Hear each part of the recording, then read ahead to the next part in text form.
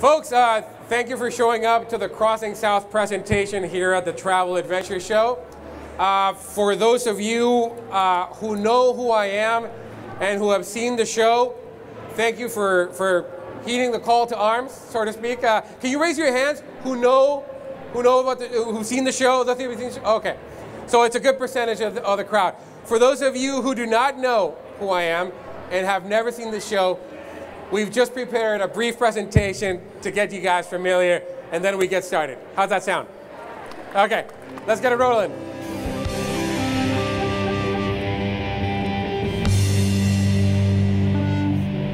What is Crossing South? It is a travel show on public television that features the leisure and cultural destinations in Mexico. You know, folks, every year Tijuana becomes the host to an event called En Tijuanarte. This is the place where the guys are prepping, they're getting in the groove, going over what they're doing, and they're about to start. So this is it, folks. And the public television audience are explorers. They want to go places, they want to see things, they want to do things. And Crossing South is all of that.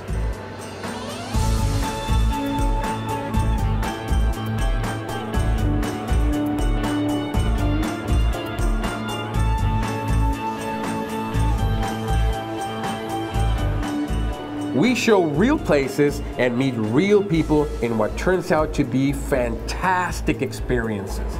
Crossing South has been generating a fan base. Many viewers share our interest in Mexico and are frequent travelers in general. They love to have a share in our exciting educational journeys. So as a university professor, I'm always excited about anything that helps people learn, and especially something like Crossing South, which makes learning so much fun. One of these calves, folks, can eat between 50 and 80 gallons of milk per day.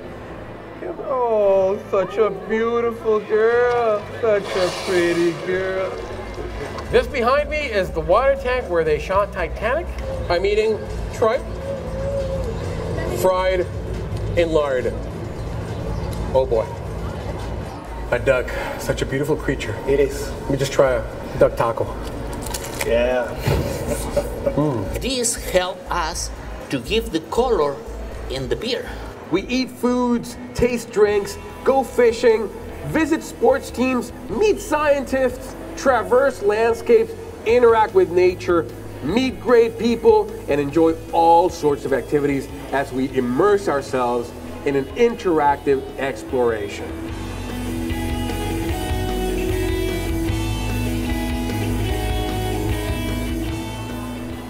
Well, there you have it, folks. That's the show. That's a brief introduction. So we want to just bring you up to speed to where we're at right now, show-wise. We've broadcast about 36 episodes already. We've shot about 40 plus worth of it. So we're currently shooting season 4. Season 3 DVD will be available soon.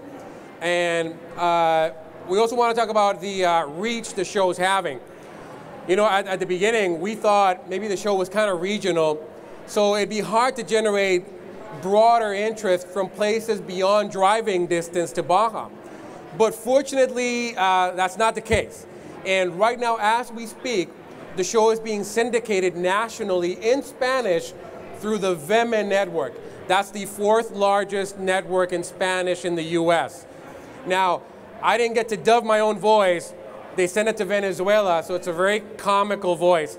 If you get to see it, you'll laugh, but it grows on you after 5 minutes. So that's what's going on the Spanish side. English, we're still working on that. It's approved. We're just working on the commercialization of it. Also, we're going to be having a drawing at the end of this presentation. So some slips were passed out. Please fill in your name and your email, make it legible, and we're going to be giving them at the end of this presentation. Our good friend Robbie here already passed them out. I think he helped us out, right, bud? So if you didn't get it, maybe somebody can pass one on to you. We want to go straight into some tips on what to do and how to enjoy Baja. Now, there's many tourist cities in Baja you can go to, your typical resort destinations. But to get through to those places, you have to get past the city of Tijuana. If we talk about Tijuana, a good percentage of people in the U.S., and San Diego included, what's the connotation that comes to mind when you talk about Tijuana? I mean, talking about the elephant in the room is probably negative, right? People think of crime, people think of things that can happen. You need to change your mindset about this city, because there's amazing things going on. Tijuana has the vices any other city in the world has. It has its potholes, its impoverished areas. But imagine if you only focused on that, there's many cities in the world you would disqualify. You wouldn't go to Bangkok, you wouldn't go to Paris, you wouldn't go to all these places. Tijuana, friends, is a foreign experience, as foreign as it gets, just a day trip away. And you're missing out on something that's happening down there. How can I say this? Don't listen to sometimes the State Department warnings to not travel to Mexico in general. Imagine something happened in Boston, a shooting, and around the world people say, don't go to the US in general or San Diego because of what happened in a city incredibly far away from San Diego. It wouldn't make sense. And sometimes that's what happens. Something happens in a village in a state incredibly far, as far from here as Alaska, and you won't go to Tijuana because of that. I want to talk a little bit specific of what's going on in Tijuana. Tijuana, there's a culinary explosion going on down there right now. It's almost like a renaissance. I would call it the land of culinary opportunity, like a gold rush. This is what's happening. A large growing demographic in Tijuana, middle class, is becoming more world aware. They're becoming travel savvy. They're going to places and experiencing foods, cultures that they hadn't before, and they're bringing it to their city. Tijuana, like many Mexican cities, only had traditional Mexican food. These people, are becoming wealthier, so their tastes are broadening. So now they're like, you know what, I want to try different things. Entrepreneurs are catching that, and they're saying, you know what, there's no place in Tijuana that offers, for instance, Indian food. I'm going to open a place that has Indian food, and maybe add a Mexican twist to it. And now you have a fusion that's something you've never tasted before. I had in mind when I was preparing this that I said, you know what, something that doesn't exist in TJ, like a Philly cheesesteak sandwich, doesn't exist. I'm not kidding you. As we were driving here this morning from Tijuana, I saw a new cart that was offering that for the first time. These are new experiences for people in Tijuana. And they're seeing that there's a market for new foods, and they're starting to cater to that. The locals benefit, but you benefit as well. If you go down there, they're not satisfied anymore with your traditional foods. They're fusioning foods from all over the world and giving it maybe a Baja California touch, with endemic products from the region. So this is happening. If you go to Mexico City, you open a restaurant, you are expected to adhere to the Mexican traditional cuisine formats that chefs have done, since the colonial times. If you open a restaurant in an established city, maybe they expect you to follow the French cuisine, style of cooking.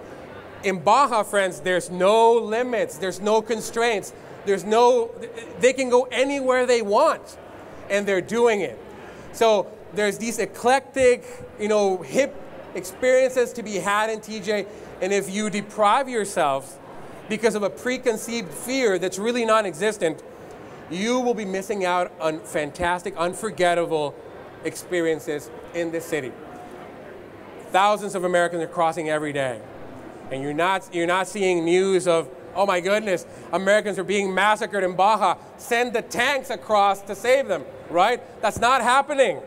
That's not happening. So change your mind and give yourself an opportunity to do that. Now, I also want to spend something about the border wait. It used to be 2-3 hours. Many people didn't cross to Baja because of the border wait. That's gone. I have a Sentry Pass, and sometimes it takes me longer to cross back and forth than people who go on the normal lines. That's over. Line crossing now, it's about 15 minutes or less. Sometimes there's only one car on the normal, port of entries, and on the Sentry, there's about 10 cars. So that's not an issue. That's not an issue anymore. something that I wish you would consider. Now, what to do in Baja, there's multiple cities. So if you want to write it down, I'm going to give you just a few suggestions on what to do on each city in Baja. So if you want to plan a day trip, all of these things that I'm going to tell you, you can do in one day. Now, if you want, you can do multiple ones, stay in a city and then branch out to the others. But if you want to do a one-day trip activity, you just want to go back and forth, I'm going to give you one for each of the main cities in Baja. So if you want to write it down, we're going to go through them right now. Let's start with a town that's not necessarily known as a tourist destination. It's more of a corporate industrial city. That's the one right across from Calexico, Mexicali. Let's talk about Mexicali. What can you do in Mexicali? If you take a day trip there, there's the Mexicali Zoo, which is the city forest. I forget the name for it. They have a zip line there that's about $3.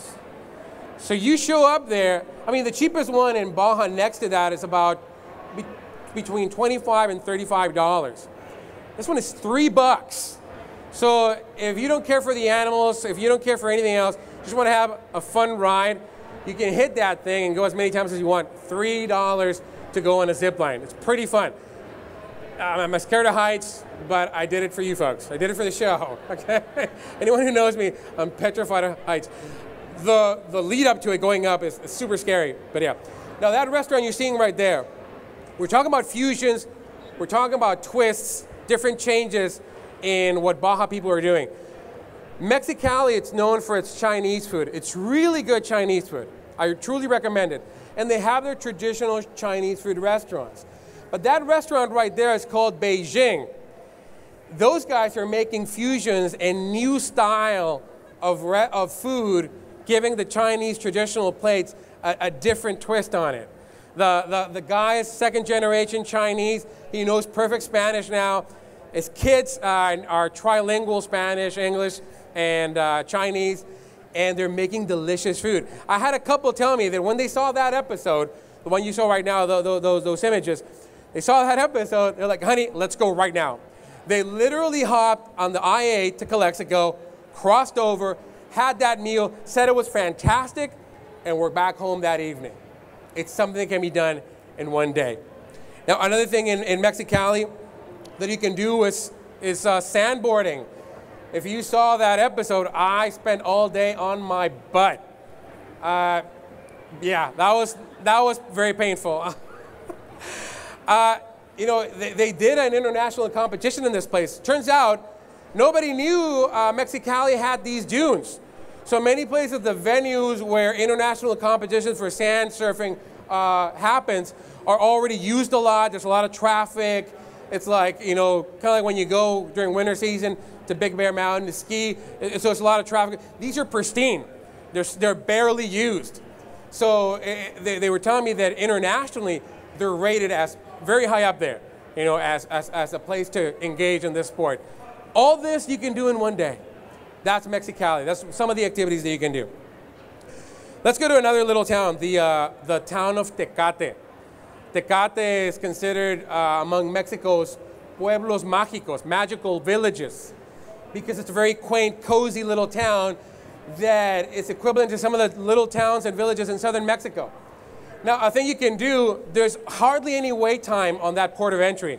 So you can literally go to the Mejor Pan de Tecate, which is their main bakery there, and grab a paper bag full of pan dulce, the Mexican pastries. So instead of showing up home with a box of Dunkin' Donuts, you can literally show up, be a hero, have something very different, very hip, pan de Tecate from this town. Want to pass on to another city in Baja, one that's probably more known to Americans because of its resort characteristic, and that's Rosarito. Rosarito has very delicious places to eat. The typical place Americans go to normally is Puerto Nuevo. Puerto Nuevo has got lobster. That's the lobster hub of Baja. If you're this is the rule for Puerto Nuevo. If you go right next to the water with a view, your lobster, it's going to be about $20 for a couple of half lobsters. if you forego the view, you can actually negotiate and get a lot more for those 20 bucks than just a couple of lobsters. Probably get a bucket full. And you can negotiate. And then they'll start fighting against each other like, how much is he giving you? I'll give you more. You know, it becomes a frenzy. So if you forego the view, you can eat more lobster. But that's Puerto Nuevo. But there's more to do in Rosarito than Puerto Nuevo. And this is what I want to talk to you about right now. There's a place, for instance, that includes lobster and other amazing dishes, which is called Splash. And I think that's the food you're watching right now. That restaurant the waves are crashing against basically the wall where you're eating. That's why they call it Splash. When I was there, that's the chef right there. I had about 5 or 6 dishes. Not one of them could I not describe as delicious. They were all incredible. So, you know, based on my experience, you can order anything and it's going to be a phenomenal dish. So Splash is a restaurant that I would truly, truly recommend. What else can we do in Rosarito? There's a little quaint, cozy hotel called Poco Cielo, and it's got a private beach. The food is delicious. You see Cheryl there, retired American real estate agent. Her house, she turned it into a hotel. And every room is themed with international decor from places that she's traveled around the world. You're not gonna have the amenities of a 5-star resort, but if you really wanna get away, be in a cozy place, that's the place to go. I would truly recommend Poco Cielo. In fact, some of the prizes that we're giving out today are from Poco Cielo. So we recommend you stay for that as well. Another thing to do in Rosarito, you probably saw this episode or not, is the wine tasting horse ride of all the pretty horses. This company takes you throughout a mountain range, beautiful mountain range in Rosarito. And at every particular point where you have these horses that have been raised with love, none of them have been beaten to be obedient or anything. She's a horse breeder, and she rescues horses that have been badly treated and so on. At different points in the range, she'll have waiting for you wine and cheese tastings and other things. So you're riding, and when you reach a point to stop, there's already all this catering waiting for you. And you have multiple stops like this, and at the end, there's a big old barbecue waiting for you at the end of the ride. Costs about 80 bucks per person to do it. But you know, it's not that cheap, but it's really worth it. I really truly recommend it. Now, Ensenada. Let's move to the town of Ensenada. You want to hit this city, which has great weather. That's one of the characteristics of Ensenada. It's got a small town feel, and it's actually a city. So you have all the amenities of a city, minus the traffic, minus all the contamination, all the different things, vices from a big city.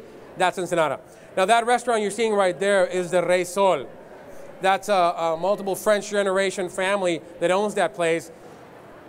If you want a fancy dinner, take your wife to a nice anniversary dinner. The pastries, the flambe you see right there, it is delicious, folks. So it's a really nice place to go to in Ensenada. I would recommend you put the Rey Sol. Now, if you want to go on the other side of the spectrum, you want to go to a street vendor. If you go to La Guerrerense, this is a street vendor tostada seafood place. She was featured on the New York Times. This place is really good. And the families you see there, when we were there, it was almost all American families. These are not extras, folks. These are people who were actually there. And I'm ashamed to say it, but I think I had about $100 worth of tostadas that day. So yeah, I was stuffed. But it is an experience to have in the city of Ensenada. Now, another place we want to talk about now, that's the Cava de Marcelo. That's a cheese cellar. Happy cows make happy cheese, right? You've probably heard the advertising. Well, that's true. This guy has a cheese cellar south of Ensenada. The place is called Ojos Negros, Black Eyes. If you want to go to this place, it's an amazing place as well. So Marcelo's more than happy to accommodate. Their foods are obviously very inclusive of the cheeses that he makes, aged cheeses, which is something new for Baja. You know, they're starting to explore, like we said at the beginning. They're starting to do things that they had never done before. And if you can see that, those dishes rich in viscosity, olive oily, amazing things to have. I recommend that as well. We want to move to another place in Baja, Valle de Guadalupe. This is wine country. This is Baja, or Mexico's, Napa Valley. And one of the places to go to, and I think you were showing it right there, is that place, Encuentro Guadalupe. It's not hard to find. It's along the highway. But those pods are very eco-friendly, minimalist, but with all the comforts of a hotel, but it's basically luxury camping. You go into one, look, that's the interior of those things. But to get to them, you gotta hike. There's no elevators to get to your room.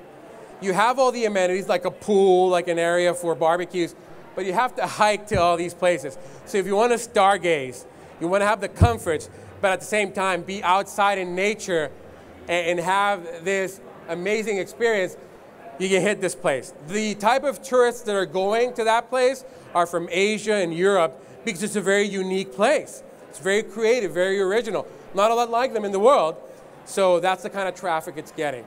And we recommend it a lot. Now, Valle de Guadalupe is also known for its wine, so there's many wineries. I mean, if you just stay on the highway, you can basically go to many wineries. But if you want to hit one that's a little bit more niche, one that we recommend, that we visited, you can go to Adobe Guadalupe. Another place in Guadalupe Valley, it's Casa de Doña Lupe, which is the one you're seeing right there. Also, again, an American lady who does delicious wines, but also she does incredible jams. And we actually have a basket, a gift basket from that place we're going to give out today as well. Casa de Doña Lupe has a great variety of marmalades and jams, and I really recommend that you guys go there. Everything's organic, everything's done right there. It's just a great place to visit. Now, going back to the city we started with, going back to the city of Tijuana, we want to talk 3 quick things that you can do in this city that will be so enriching that you will want to return fairly quick after you do them. One of the things that you can do in Tijuana is go to the Tijuana Beer Brewery. Now, this gentleman went to the Czech Republic wanting to open a brewery, and hunting, he was able to score, I forget if it's 500 or 800-year-old Czech Republic recipe, beer recipe. And that's his Morena, his dark beer that he brews in that brewery. Puts a lot of love into it. It's probably the main artisan craft beer in the city. It has amazing food as well. I mean, if you go to their tavern, the tavern was flown in from the Czech Republic, wood by wood. So it's very authentic, very Germanic. You know, you feel like you're in a tavern somewhere in some, Germanic area. And the beer is fantastic. Another thing you can do in Tijuana, you can go to Caesar's Restaurant. Now, this one's easy to find because it's in Revolution Avenue. You know, normally, Revolution is associated with souvenirs, with bars. Well, in the middle of this, there's Caesar's Restaurant. That's the home of the original Caesar salad. Mr. Caesar Cardini, during Prohibition, he opened a restaurant in Tijuana where he could offer liquor to his patrons.